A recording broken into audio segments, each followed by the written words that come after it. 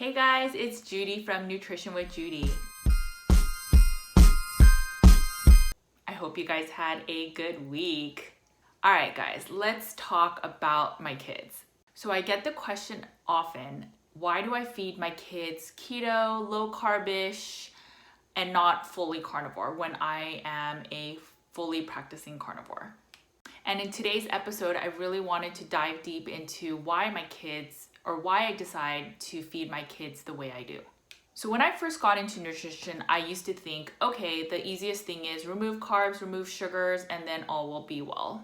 And then there was minimizing processed foods and oils. Let's reduce the inflammation in the body. Let's manage insulin sensitivity by removing a lot of the glucose spikes, and then everything would be good in nutrition, right? And then I started getting into nutrients, and then not only just making sure that we eat all the nutrients, but also that we are absorbing the nutrients. And then I started getting into other lifestyle factors such as sleep and minimizing stress, and obviously all the mental health aspects. But with proper nutrient absorption, we also have to consider anti-nutrients and other cofactors and other minerals and nutrients that all sort of have to work together to have this perfect cascade of digestion and absorption and all this other good stuff. So I'm really starting to delve into all of this with nutrition, and I'm picking and choosing my battles with my kids. Frankly, the more I look into nutrition and varying components and dependencies, I notice that there really is a case where you can make against every single food in the nutrition space of why something can be bad. But there are some things that I hold to be true, such as anti-nutrients, and an example of anti-nutrients in plant foods is phytic acid. And phytic acid is in grains, legumes, seeds, and nuts. And they block nutrient absorption such as iron, zinc, magnesium, phosphorus, and then we have lectins. And lectins are found in legumes and grains, and they also block absorption of minerals such as calcium, iron, phosphorus, and zinc, and they just interfere with the digestive process. And then there's the notorious oxalates, which are enzyme inhibitors. These are in the spinach, the nuts, the potatoes, the raspberries. So they cause a lot of major digestive issues. There are other anti-nutrients. I have a blog post and I'll link to it on my notes, but I think the point of all these anti-nutrients is that there are certain foods that cause certain nutrients or enzymes to be inhibited and really impact the way that the gut and the digestive system works. And they block nutrient absorption. The crazy thing is, it's not just from the foods that you're eating, but if you're eating foods, let's say that foods that have zinc and magnesium with these anti-nutrients, then you are likely not absorbing any of the magnesium and zinc and phosphorus and all those good nutrients in all of your foods. Now they say that you can soak and sprout and all that other good stuff, but what about almond flour? How are you going to soak and sprout your almond flour?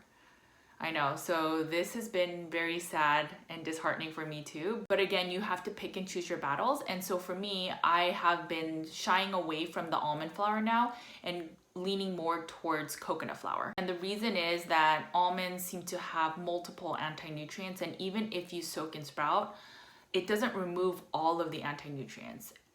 Additionally, most almond flour, you can't soak and sprout it unless you make your own almond flour after soaking and sprouting. But frankly, it just seems like a lot of work just to use almond flour. So I'm really just digging into this now, and I'm fascinated by the research. I'm trying to come up with this sort of magic list of what foods have the least amount of anti-nutrients if I'm going to feed them to my kids. And I'm sort of working on that right now, and I'll definitely share it with you guys if I create that list, and I'm hoping to get it out soon. So that all said, it kind of seems like, well, then just feed your kids carnivore. But the reality is our bodies also have a thing called hormetic stress. So our bodies should be exposed to a little bit of toxins and a little bit of stressors. And what that really does for our bodies is make it stronger. Just like how hard times and good times and all these different moments in our life make us more resilient. I believe that hormetic stress, it allows us to maintain balance and homeostasis in a changing environment. So let me give you an example, because examples are always good, right? So let's talk about exercise. When we exercise, we are actually putting stress on our bodies. In turn, our bodies become healthier and stronger because of it. And exercise causes stress on our bodies, which is why most people recommend working out in the morning because your stress hormone cortisol is at a higher point at that time. So it's good to ride that stress wave with exercise. We don't overtax our body by working out late at night and then releasing a lot more cortisol again at night. With exercise, our body is able to cope and exceed the burden of the exercise. So the net result is a positive outcome. The exercise stress expands our capacity for our muscles and our overall health when we exercise. When we exercise, we end up producing more ATP and thus more energy. So the thought is the same with blueberries. Blueberries actually do cause stress in your bodies. It's the polyphenols. Because blueberries cause a little bit of toxicity in your body, it causes a hormetic stress that will then upregulate glutathione production in the cells. And again, the glutathione production outweighs the negative of the toxins of the blueberries. So this is why many people believe that blueberries are antioxidants and they're beneficial. But this is an example of why nutrition is very individualized. You guys know if you've been following me for a while, so I'm very, very all about bio-individuality, your genetics, your lifestyle, your history, the way you've been eating. Because if we take blueberries, for example, blueberries and fruits in general tend to have a little less anti-nutrients than grains and legumes, which have multiple anti-nutrients. But if somebody has blood sugar dysregulation and insulin resistance, they may do better by removing fruits so that they don't have the fructose spike in the liver. And so same goes with raspberries. If you look into the nutrition of raspberries, raspberries actually are very, very low on the glycemic index. So from a keto perspective, they're a great fruit. Very lightly sweet, tangy. But from an anti-nutrient perspective, unfortunately, raspberries are very high in oxalates. And so going along with hormetic stress, we have immune cells, and our immune system is made up of a variety of different types of white blood cells. These white blood cells protect our body, and one of these white blood cells are called memory B cells. And these memory B cells remember invaders so that the next time you are exposed or your body is exposed to that antigen or allergen, it knows exactly how to attack that foreign matter and also protect the body and your immune system. Then there are also studies that show, based off your genetics and where you're from, you may be able to tolerate certain foods compared to other foods. There's some where they say if you're from the northern climate, you can handle certain types of food versus if you're from the southern, more tropical climates, you might be able to handle more fruits, for example. I've heard of some studies where people from Asian descent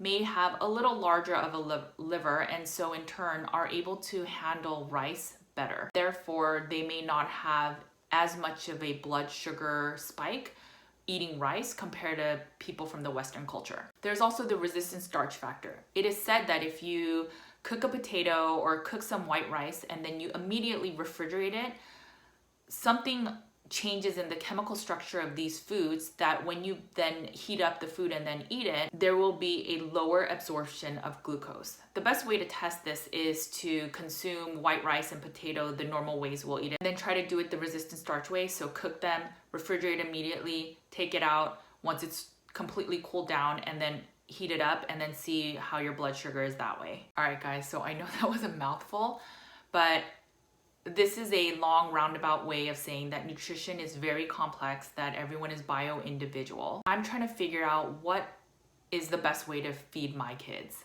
Since we have a Korean background, if I were to cook the rice in a resistant starch way, I were to soak and sprout it to make sure that maybe some of the arsenic, maybe some of the anti-nutrients are primarily removed, and assuming that we really do have a slightly bigger liver, then is it that wrong for them to eat rice? And so this is sort of these areas that I'm really thinking about and also just sort of testing out right now. What I do know is that animal foods are the most bioavailable and nutrient-dense foods.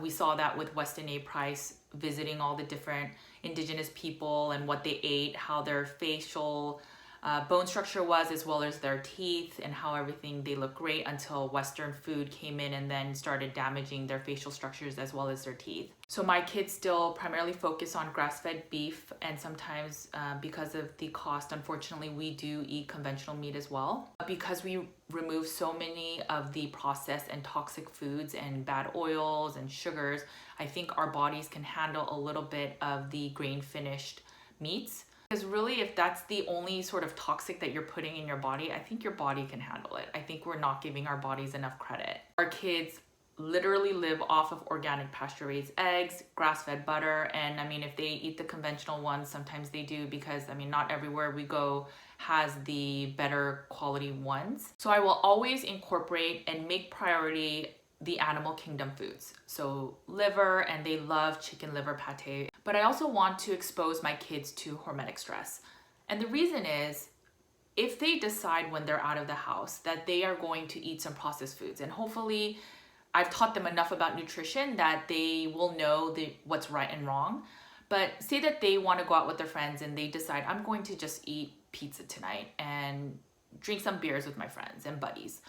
I don't want them to have only grown up eating meat that they may potentially get sick. That it's the first time that their immune system has to deal with stress and that their body cannot handle it when they're like 20 or 18. So I would like to help build their immune system. And so far for me, this seems pretty logical. And I'm not saying that I'm giving them all this crap. I'm just saying that I'd like to incorporate a little bit of toxic foods. And so that's why I want my kids to be exposed to a little bit of everything so that their bodies can handle it. So their bodies can recognize a certain antigen or allergen, and they can just, the immune system is strong enough that they could just remove it, and then they continue on their healthier way of eating. As they grow, I will check their glucose more often in the morning. I actually poke them every once in a while in the morning to just sort of get a pulse on their glucose to make sure that they're okay. But depending on, as they grow older, their numbers, their health markers, and their glucose, if we need to make changes in their diet, then I am planning on doing that. I'm not married to any diet or dogma in terms of nutrition for my kids. I will do what works best for them and what will make them thrive, and that's what is the most important to me. Also personally, since I come from a place of disordered eating and I've struggled with that and a little bit of anxiety and depression and all that mental health stuff, I don't want my kids to have a weird relationship with food. I don't want them to think, when I go to university or college, or I go to studies outside or hang out with my friends, I'm so used to eating meat and I am different. And they have these weird relationships with food, and I don't want that for them. I don't want to make that decision for them. I want them to make that decision for themselves. And so I think being on keto, being on low carb removes so much of the toxic foods, but it allows them to have exposure to, again, a little bit of everything. So if we go to a birthday party, for example, I know that it's going to be a sugar fest. I used to be like, no sugar at all. But then I realized that's a little extreme. I know that their bodies can handle glucose and insulin. Their bodies can handle that way better than when we're adults. And so now what we do is we just sort of figure out a balance. So I talk to them and they know now by now, but if there's cake or there's a cookie or there's cupcakes, they sort of get a taste a little bit of everything. So they maybe in total will have the amount of sugar that maybe a small cupcake has, but at least they get to try it and they don't have to feel deprived or excluded. Because the reality is we're human and we're naturally wanting to be connected. We want to feel included and we don't want to feel excluded. And being excluded is also sometimes just being different. And as a young child, you can't differentiate that I'm okay, that I'm different, and everyone else is the same. So it's a balance. I definitely am aware of this area. And so I try to talk to my kids, help them to understand why we may do things differently, and that's okay. But in terms of going to birthday parties and other social events, I allow them to taste things, and I hopefully have instilled enough education where they can also make the right decision. I hope this explains why I choose to do carnivore, and I am very focused on animal foods for my kids, but I ultimately want them to make the decision if they are going to go full carnivore when they're older. All right, guys, I hope that this has been helpful. I do have a nutrient-dense book and a menu, like a sort of lunchbox plan for kids with fruits that are lower in oxalates and low carb options. So definitely check that out. I'll put that in the notes. I also have a carnivore diet beginner's guide, as well as a bone broth nutrient dense guide. And I have a weekly blog post that I update probably every 2 weeks. So I will put all of that stuff in the notes. Make sure to check it out and leave me your comments. Let me know what you think. Make sure to subscribe. All right, guys, I will talk to you guys next week. But until then, make sure to eat a lot of meat, eat a lot of good fats, and take care of yourselves. Bye, guys.